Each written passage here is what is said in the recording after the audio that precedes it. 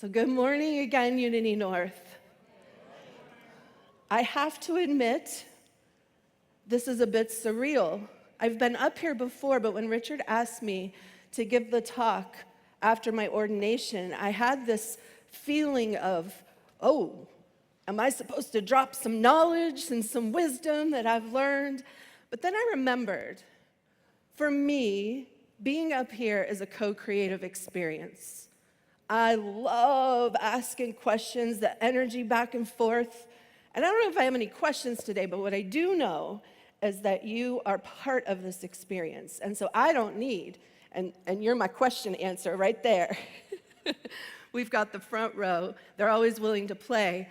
And so I let go of that, and we'll talk a little bit about what we can let go of. But I let go of the need because we all have that wisdom. My wisdom is not your wisdom. Your wisdom is not my wisdom. It's just wisdom. What I also realized in this moment is that I can't see my script.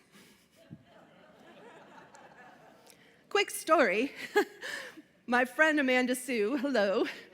This is her last day at Verde Valley, and she committed to them for a year. And last night I said, just like usual, my talk has decided to rewrite itself at 8 p.m. Why can I not get past that? And she said, well, interestingly, I haven't written a single thing down. I have one idea in my head, and I'm at the pool having a few margaritas, so YOLO! So I'm just going to answer the call, and we'll see what we come up with. And so, yes, this is about my call to ministry and some of the things that I've learned, but we are all being called, not just to do something, but to be something, to be someone who can speak love into a space that doesn't feel love, to speak for those who cannot speak for themselves, to stand in the fire with someone and still see the divinity, because every single person, no exceptions, is the face of God. And so that's where I'm hoping that talking about my calling will infuse you with maybe your own calling. And you may have already heard the call, and what I'm here to tell you is that it doesn't always come as some profound aha moment with, fireworks in the sky. It may come from your minister saying, hey, I think you'd be a good minister. And I'm going to own that because he put into the space that which I didn't, in my truth of my being, understand was a possibility. And so sometimes we have that person that whispers in our ear that which we cannot see for ourselves, an angel, if you will. So my first thought for the day is answer the call and look for the angels. And that person who sees your divine potential. And for me, it wasn't fireworks, but it was partially due to a little fiery redhead who we've all known and loved, many of us in the room today, and that was Debbie Schroet. Debbie Schroet was I would say, almost the most influential person in my life. So in 2007, and I'm walking back and forth, I'm sorry. I realize that. Do you want me to stay put? I'm not gonna. So, sorry. I think Debbie's in the room. Michael Burke's in the room for sure. Debbie's in the room, and she's like, girl, just go wherever you wanna go. How many people knew Debbie Schroet? Yeah. She was our music director, and she lit a fire in me. So in 2007, I came to Atlanta full of hope and promise, starting a new life with my partner of 7 years, and I got a call that said, I'm not coming. And hi, Julie, it's all good. Yes, her name was Julie. It wasn't always funny with two people of the same name. But that relationship had really come to an end. So I found myself in Atlanta with a relationship ended and a job that wasn't going to pay the bills, nowhere to live, and no support system whatsoever. And so on the lowest of my days in my entire life, I was on the phone with my mom, who was way far away in Pennsylvania, and she said, go find a Unity church and go there right now. Because she had found Unity before I did, and was actually a leader in her Unity church, bringing the chaplain program, doing talks, so I learned from the best.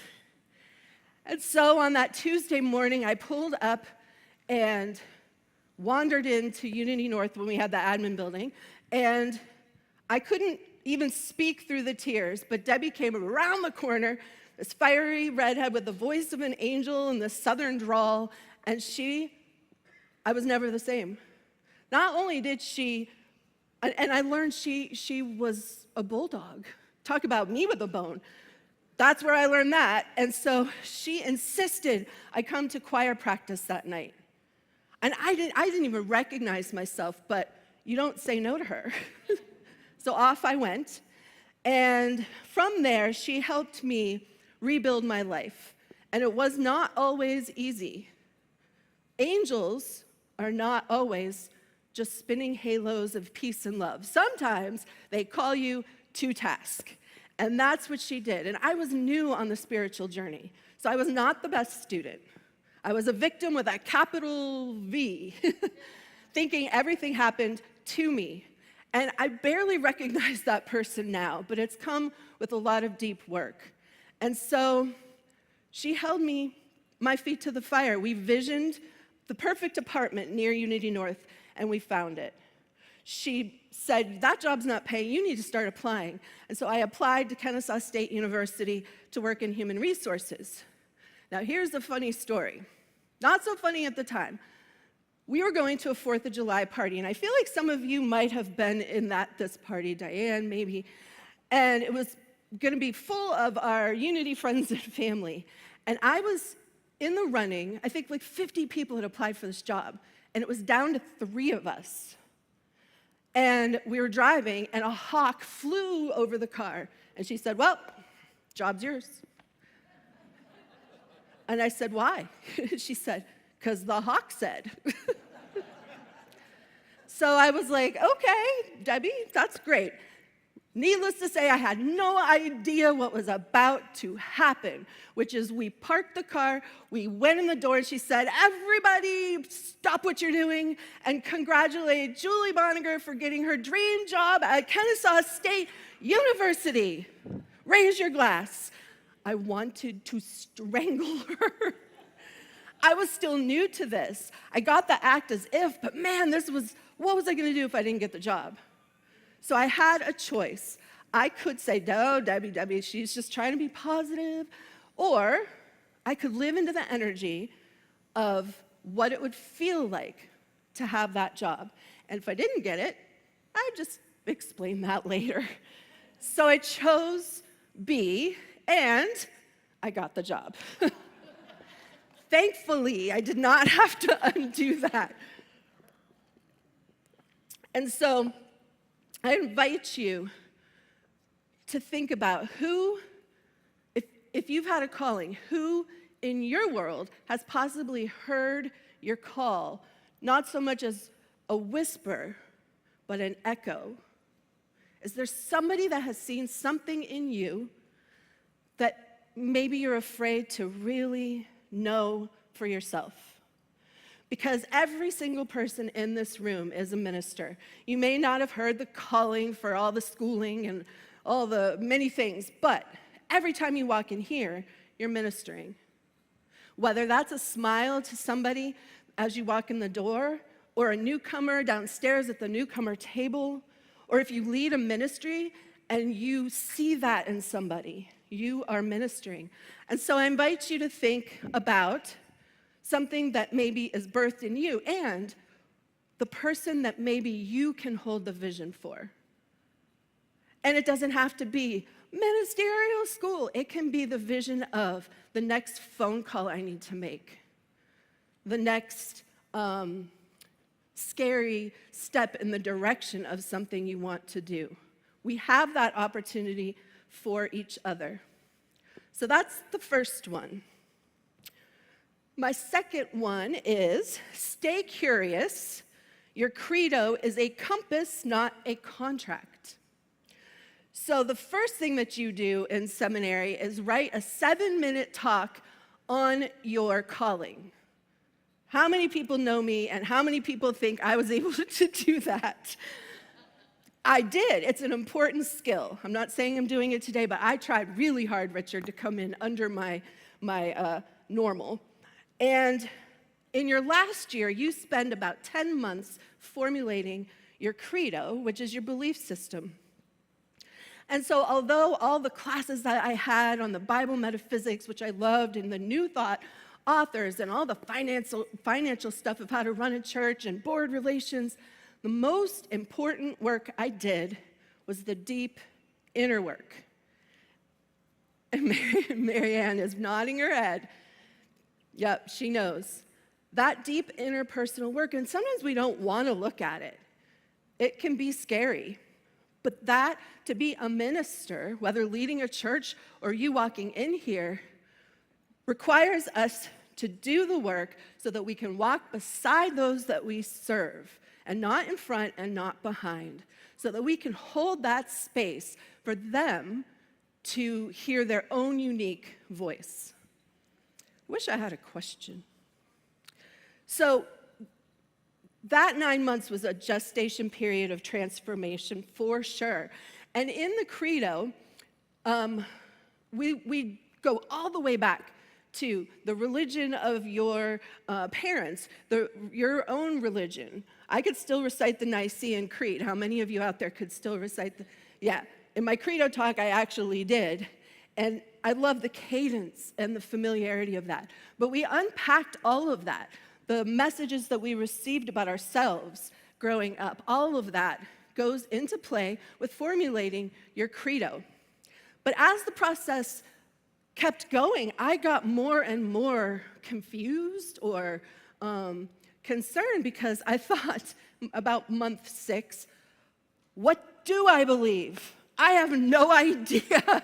They're throwing all this stuff at me, and I'm thinking, okay, I have to distill this down. And what I realized is that as a budding minister, I somehow got the message, not from the outside, but from those childhood experiences, that I had to be perfect, and I had to have some sort of answer to be a minister. And that's not the case, because our credo is a living document. It's a compass, not a contract. Because in a contract, it's an agreement that you make, and you sign it, and then it's like, I'm going to hold on to my beliefs because I said it, and those are my beliefs. And if I take in new information and I change my mind, I'm weak. And I think today, that could be what's happening, because life is very uncertain. Not only in our country and in our world, but in our own lives. So many people are going through big, big stuff. And so we dig our heels in. And it's understandable. We need something to make us feel safe and secure, and our beliefs are usually the starting point. But a compass points us in a direction. A compass is fluid. And Charles Fillmore, co-founder of Unity, said, famously, "This is how I feel today, but I reserve the right to change my mind." He never wanted to start a movement, and that was really, really out there. And people didn't love it, because they were like, well, how are we supposed to get people to believe? And he said, there's no dogma. I might tomorrow change my mind. And so the power is in our willingness to be so grounded and rooted in our center that we can change our beliefs about what's going on out here. Can I get an amen? I wish Tiba was here. We got some amens. And so with a compass, we check in with ourselves, and we could say, okay, yeah, this feels good. Wait a minute.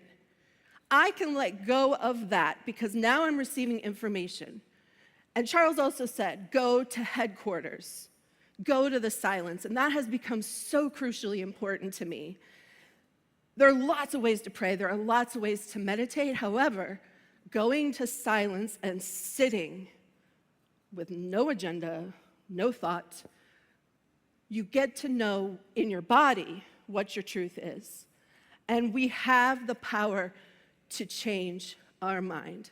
And I would really say we have the responsibility to change our mind, even when things feel uncertain, even when we're sitting across the table from Uncle Henry who thinks differently than us, and man, we are gonna dig our heels in over here, and he's gonna dig his heels in over there and pass the mashed potatoes, and everybody's mad. But if you see a commonality, be willing to be the one to say, I see you.